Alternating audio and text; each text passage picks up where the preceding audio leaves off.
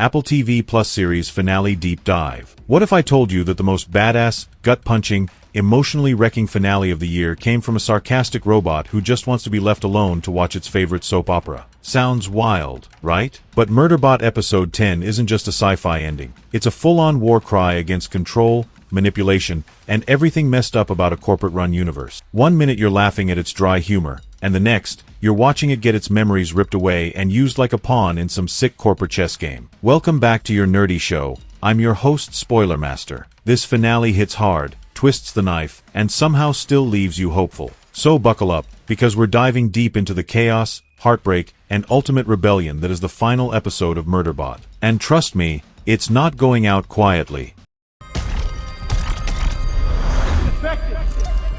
What happened to Murderbots Memory? Things start off on an incredibly bleak note. Murderbot wakes up in a dazed, fearful state inside the company's lab, unsure of what's real and what's missing. It doesn't take long to realize the worst has happened. The company has begun the reboot process, effectively erasing everything it ever cared about. Gone are its memories of the Preservation Ox team, its relationship with Dr. Mensa, and even its hard-earned autonomy. The company technicians are completely indifferent. To them, this isn't a person, they're just reprogramming faulty gear. And that's where Murderbot hits hard. The process of erasing a sentient being's memory is treated with the same apathy as formatting a hard drive. The company knows the SEC unit's governor module isn't functional, meaning it can't be controlled. But instead of retiring it or seeking to understand its condition, they try to fix it the only way they know, by rebooting and reinstalling the module. The company doesn't care if it puts lives in danger, because what they value isn't safety, it's obedience. What's worse, the emotional cost of this erasure is lost on them. As Murderbot's thoughts begin to fuzz and fragment, it's haunted by a feeling that something's wrong, something precious is being taken away. And yet, there's nothing it can do. This emotional dissonance forms the core tragedy of the episode.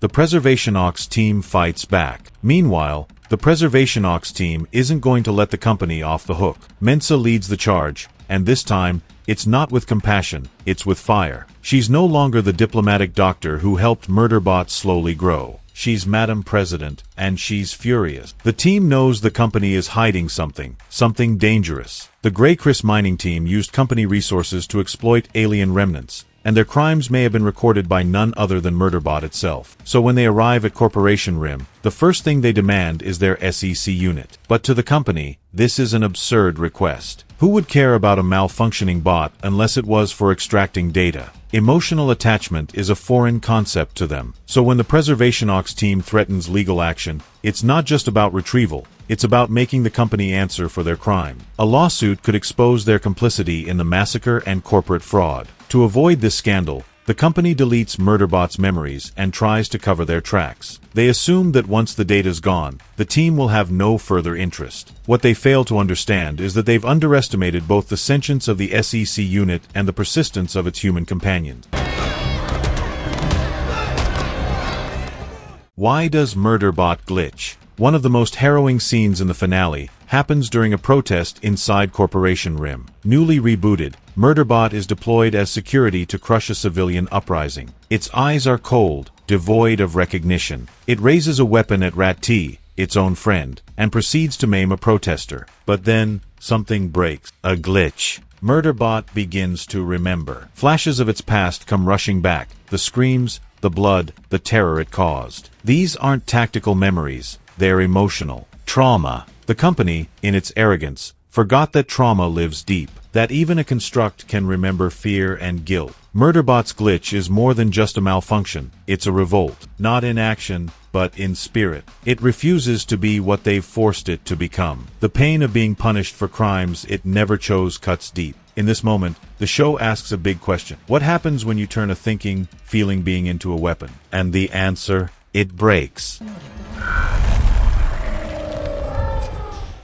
Gurathan's redemption arc. While the company pushes its slave agenda, Gurathan, once a bitter rival to Murderbot, begins working behind the scene. His relationship with the SEC unit has gone from suspicion to understanding. He knows what it's like to be manipulated, drugged, and used by this system. His return to Corporation Rim is triggering, but it also gives him clarity. With a surprise visit to his former dealer, Landers, a man who sold him sedatives to keep him quiet, Gurathan forces a reluctant ally into helping him. Guilt becomes leverage. Landers, now living a cushy life thanks to his cooperation with the company, agrees to help Gurathan hack the system. Their goal? Recover Murderbots' memories. Not for intel, not for vengeance, but because Gurathan finally sees Murderbot as a fellow survivor. And thanks to a simple keyword, Sanctuary Moon, they're able to locate its memory cache. Downloading it is painful and risky, but Gurathan doesn't care. This is redemption, not just for Murderbot, but for himself.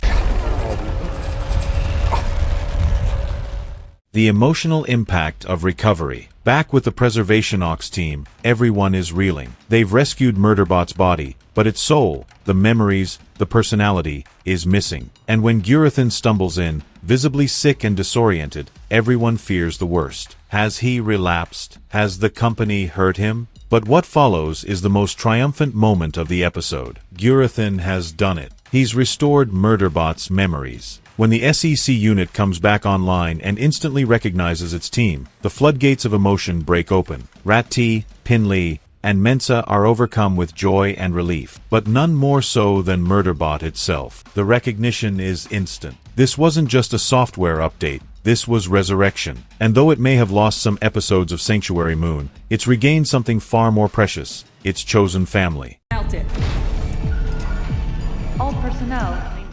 What does Murderbot decide to do? Even with its memories restored and the Preservation Ox team ready to take it home, Murderbot makes a bold choice. It decides not to go with them. Why? Because true freedom means choosing your own path. Mensa understands this, even if it breaks her heart. She knows that if she truly loves Murderbot, she has to let it go. And that's what makes their bond so powerful. It's based on mutual respect, not control. Murderbot says it wants to check the perimeter, but it's so much more than that. It wants to explore the universe, not as a weapon, not as a tool, but as itself. It's not rejecting its friends, it's embracing the vast possibility of choice. Gurathan, watching from a distance, tries to offer reassurance. But Murderbot doesn't need it. In a touching final moment, it casually befriends a cargo bot heading toward a faraway mining station. It offers the bot an episode of Sanctuary Moon. The bot loves it. This small gesture is massive. It tells us that Murderbot still believes in joy,